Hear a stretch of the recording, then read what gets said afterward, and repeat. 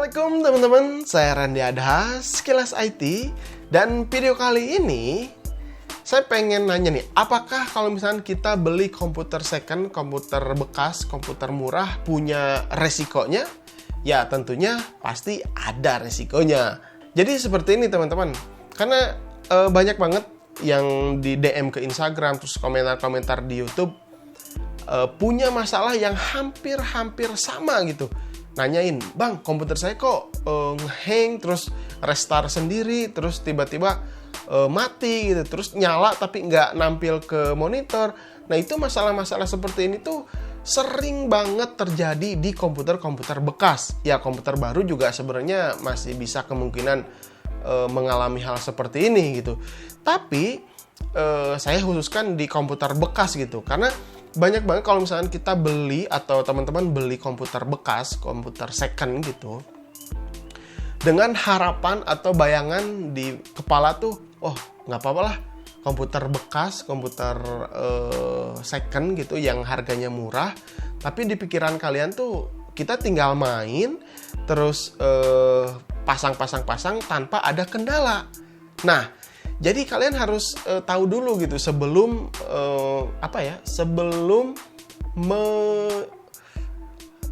sebelum meyakinkan atau sebelum memutuskan untuk beli komputer second. Nah, jadi selalu ada resikonya ketika kita beli komputer second. Yang pertama ya tadi itu, kadang si komputernya mati sendiri, restart sendiri, ngehang, kadang blue screen, kadang artepak gitu kan, kadang nyala tapi nggak nampil ke monitor. Ya pokoknya masalah-masalah seperti itu pasti bakalan kalian hadapi. Apalagi kalau misalkan kalian beli komputernya yang udah berumur panjang gitu, umur udah lama lah gitu. Misalkan beli Core 2 Duo atau beli Athlon 250. Nah seperti ini. Ini umurnya udah sekitar 8 tahunan lah. 8 tahun atau 9 tahun. Nah ketika saya dulu kan kalian pernah nonton, saya pernah rakit PC 1 juta. Kalau misalkan belum nonton nanti linknya saya simpen di sini. Nah komputer rakit PC 1 juta itu kalian lihat di video, terus saya tes main game, terus tes benchmark juga, terus tes main YouTube, terus tes ngedit video. Itu kan enak tuh, lancar kelihatan di videonya. Wah, komputer 1 juta bisa main PUBG gitu kan. Terus komputer 1 juta bisa enak lancar gitu ngedit.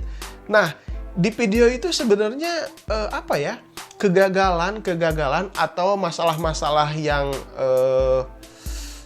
sering terjadi tuh saya nggak videoin sebenarnya. Jadi kelihatan tuh yang bagus-bagusnya aja gitu. Wah lancar main PUBG gitu kan.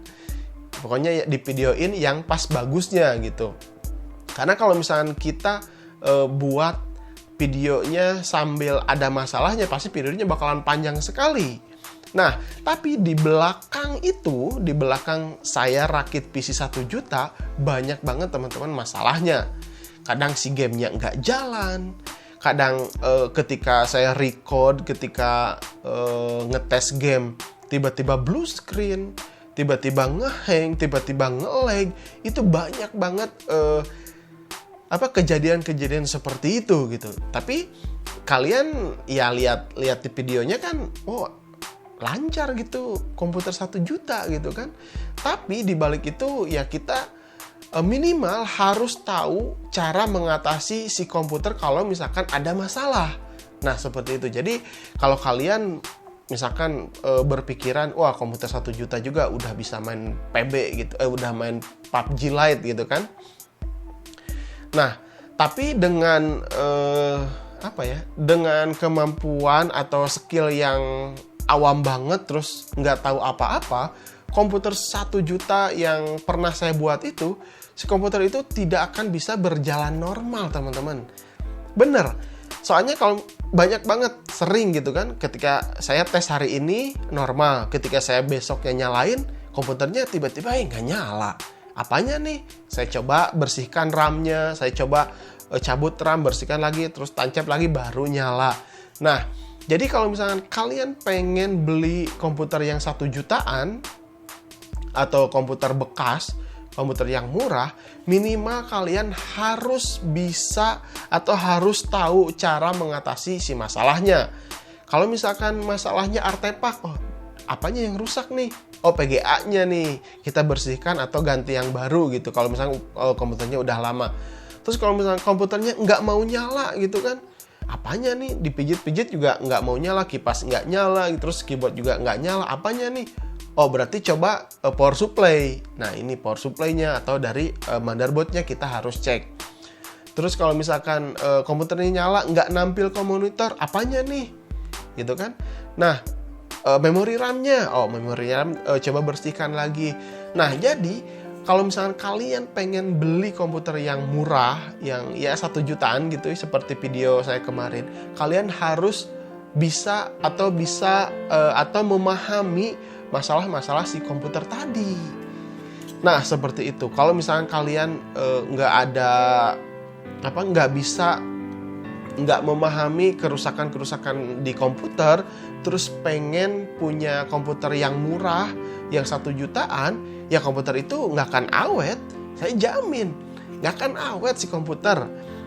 Karena gini, ada yang bilang, bang itu komputer 1 jutaan katanya awet ya, bisa sampai 1 tahun atau 2 tahun gitu kan.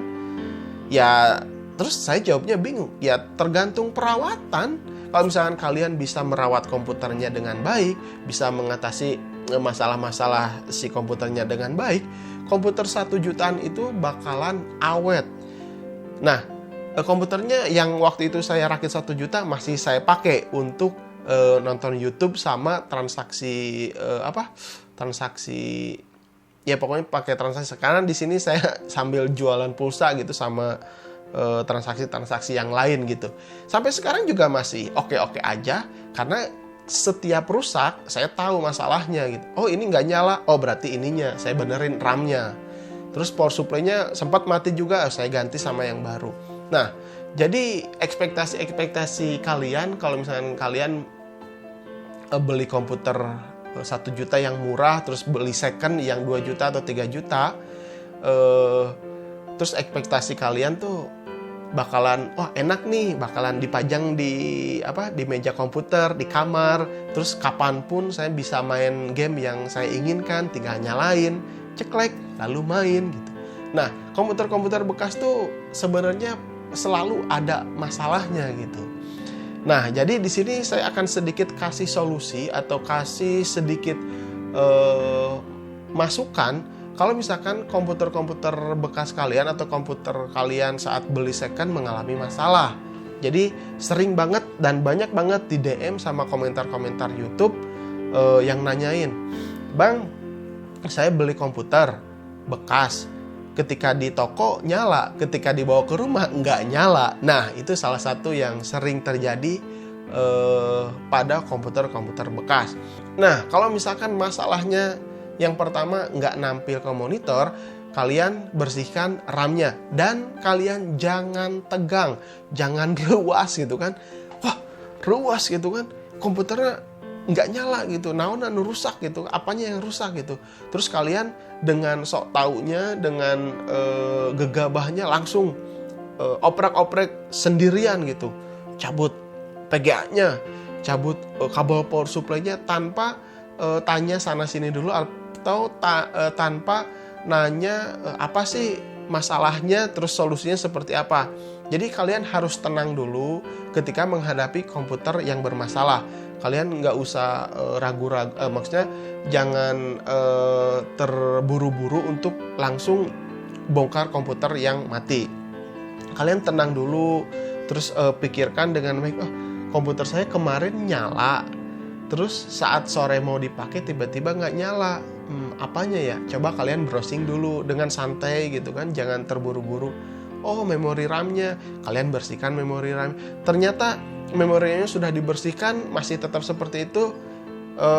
Kalian browsing lagi atau nanya lagi. Oh ternyata mungkin dari kabel power supply yang memang longgar atau memang power supply-nya yang udah nggak bagus gitu kan. Terus cara cek power supply juga sebenarnya jangan sampai ngejumper antara kabel hijau sama kabel hitam. Terus lihat, si fan-nya udah berputar, berarti power supply ini bagus. Ya nggak gitu juga sih sebenarnya ngetes. Kalau ngetes power supply ya, ngetes power supply itu kalau misalkan ngejumper antara kabel hitam sama kabel hijau, grounding itu, terus fan-nya berputar, belum tentu si power supply-nya bagus gitu. Karena untuk memutarkan si fan-nya hanya butuh sekitar 2 atau 3 volt. Sedangkan si power supply harus mengeluarkan daya, ada yang 12 volt, ada yang 5 volt, ada yang 3 volt ke si motherboard supaya si motherboardnya bisa berjalan lancar dan normal gitu. Nah, jadi ya saya juga pernah buat cara mastiin power supply masih bagus atau enggak. Nanti videonya ada di sini, kalian boleh lihat. Nah, jadi intinya kalau misalkan kalian pengen beli komputer yang second, yang bekas, pasti itu selalu ada resikonya. Jadi kalian sebelum beli komputer yang second atau yang bekas, kalian pelajari dulu atau nanya-nanya dulu di forum-forum komputer atau nanya-nanya ke teman terdekat cara mengatasi atau cara mengatasi kalau misalkan ada masalah si komputer. Nah, kalau misalkan kalian udah paham, udah ngerti, minimal ya sedikit aja lah, sedikit basicnya cara perbaiki komputer kalau misalkan nggak nampil ke layar monitor. Dan yang keduanya kalian bisa install ulang Windows sendiri. Nah, kalau misalkan basic 2 itu kalian udah bisa atau udah bisa tanpa nanya ke sana ke sini lagi, nah kalian boleh deh tuh beli komputer yang second, yang harganya murah gitu kan, supaya nanti kalau misalkan ada komputer yang kalian ada masalah, kalian bisa atasi sendiri gitu. Jadi nggak nyalahin si penjualnya, karena wah bang, komputer 1 juta baru juga seminggu udah mati lagi gitu, baru juga habis garansinya 3 hari, pas keempat harinya udah mati. Ya memang komputer bekas selalu ada masalah, jadi kalian harus bisa mengatasi itu semua. Ya tapi memang nggak semua komputer bekas atau komputer murah itu bermasalah. Tapi pengalaman saya, dari 10 komputer bekas, hampir 8 atau 9-nya itu mengalami masalah yang tadi saya sebutkan. Jadi ya kalau misalnya kalian beli komputer yang 1 juta atau 2 jutaan itu bebas kendala, bebas masalah, ya berarti komputer itu ya memang dari dulunya yang punya komputer dulunya tuh memang bisa ngerawatnya dengan baik. Akhirnya si komponen-komponen yang digunakan juga ya baik juga gitu, karena sering dirawat gitu, sering terjaga kondisinya sama si pemilik sebelumnya gitu. Jadi ya pastiin dulu kalau misalkan kalian mau beli komputer, pemilik sebelumnya tuh apakah dia ngerti komputer, apakah dia jago mengatasi masalah-masalah komputer. Kalau misalkan ya perawatannya baik, perawatannya bagus, ya komputer murah, komputer 1 juta, 2 juta, ya pasti bakalan minim beresiko punya masalah. Nah, seperti itu. Oke, gitu aja teman-teman. Ya, mudah-mudahan video ini bisa bermanfaat untuk kalian. Jangan lupa like dan share video-video dari Sekilas IT, karena saya ngantuk nih, belum tidur. Harus tidur dulu biar tetap semangat ngebuat video-video di channel Sekilas IT dan bisa bermanfaat atau berbagi ilmu yang bermanfaat untuk kalian. Oke, sampai ketemu di video berikutnya. Saya Randy Adha, Sekilas IT. Assalamualaikum warahmatullahi wabarakatuh. Salam teknologi.